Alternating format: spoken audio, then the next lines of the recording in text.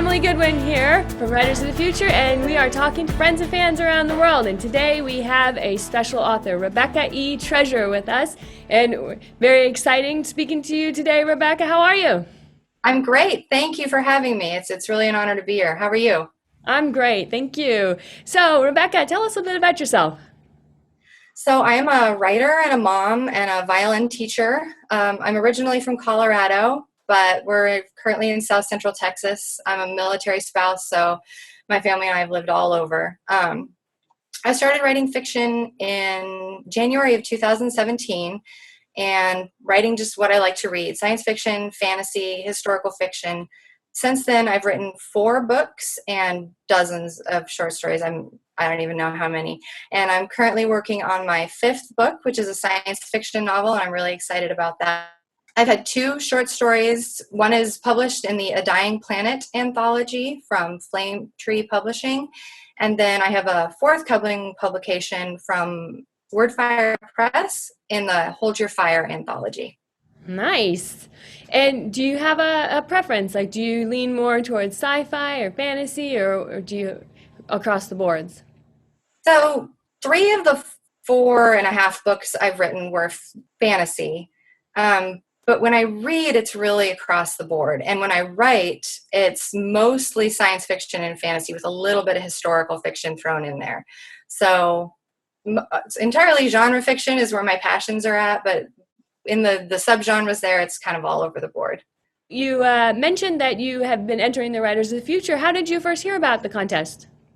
So, like I said, I started writing fiction in January of 2017, and I was like, I'm going to write a book. And I figured it would just be that easy. I was going to sit down and write a book, and then I'd publish it and get famous. And somewhere around like the 30,000 word mark, I was like, I have no idea what I'm doing. So I started looking online for resources. Robert A. Heinlein was always one of my favorite authors. And one of the things that he said about writing was that you need to keep your work on the market. Like, the point of writing is to have it to be read. And so I wrote a short story, and I was looking for a place to send that out. And I just, in a Google search, found Writers of the Future, and then through the website found the forum. And I got that first R back, and I was like, man, now I really want to do better. And I've been entering every quarter ever since. Wow, good for you. And have you had any honorable mentions or had any responses? So after that first R, my next result was an honorable mention, and I screamed so loud I scared my kids. And since then, I think I've got 6 honorable mentions. And then in quarter 4 of last year, I received my first silver honorable mention, which was a huge moment of like leveling up and being like, yes, I'm getting there. I'm doing it. So that was really exciting for me. Oh, that's fantastic. And so you mentioned you've been in the forum. Has that helped you also?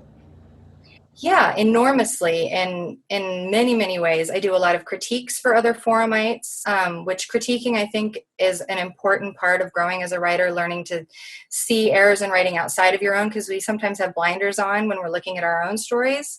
And so that's helped me grow, and I've made some incredible friendships and grown so much as a writer through the forum. It's a wonderful place. Fantastic. And also, you recently took the L. Ron Hubbard Writers of the Future online workshop, right?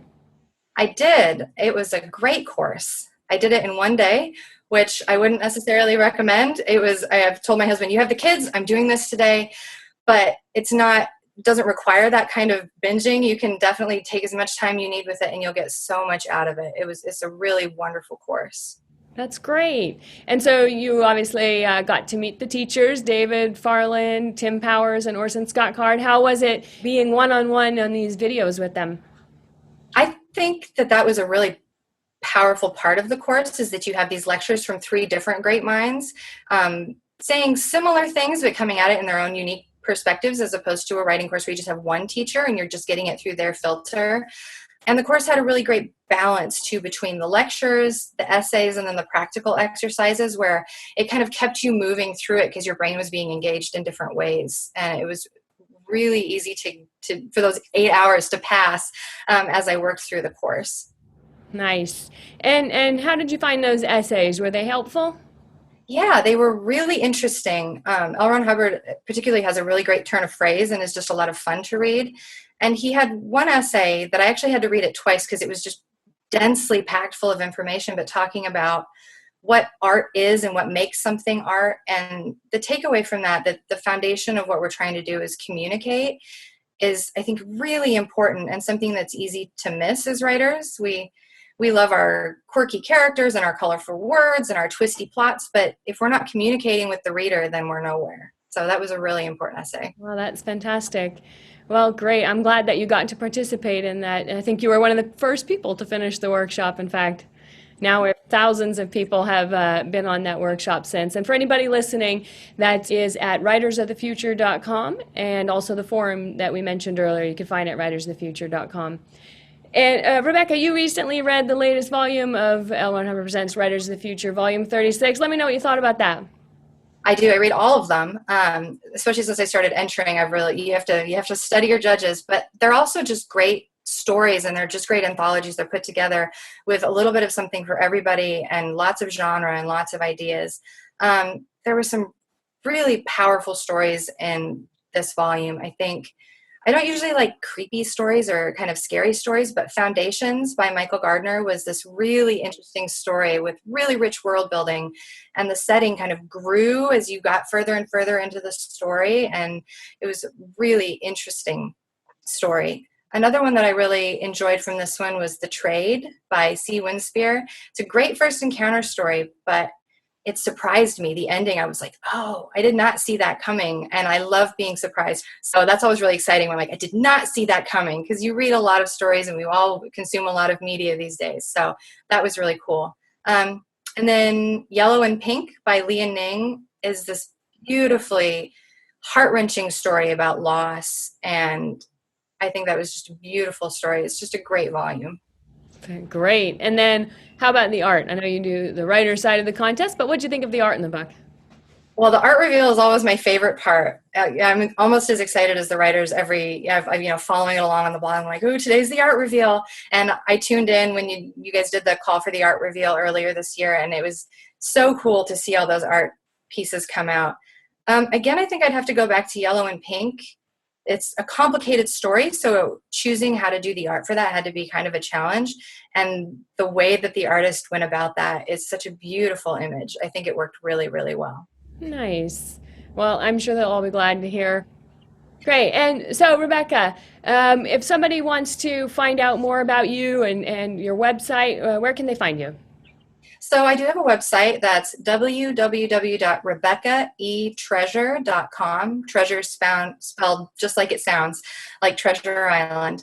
And then I have the two anthologies that I mentioned earlier, from both Flame Tree Publishing and then the forthcoming from Wordfire Press. And if anybody wants to find out more about the Writers of the Future contest, the forum, or the free online workshop, you can find that at writersofthefuture.com. And the latest volume of L. Hubbard Presents Writers of the Future, Volume 36, is available anywhere books are sold, Amazon, or straight from the publisher at galaxypress.com. Rebecca, it's been an absolute pleasure talking with you today. Thank you so much for taking some time out to chat with us. Wish you the best of luck on winning the contest. Thank you. I really appreciate the opportunity to chat with you about all this. Writers of the Future, the forum, this course, they're all such great resources for writers from beginning to intermediate and even advanced. So I really appreciate the chance to chat with you about that. Thank you. Great. Thank you so much. Let's stay in touch. Thanks. Absolutely.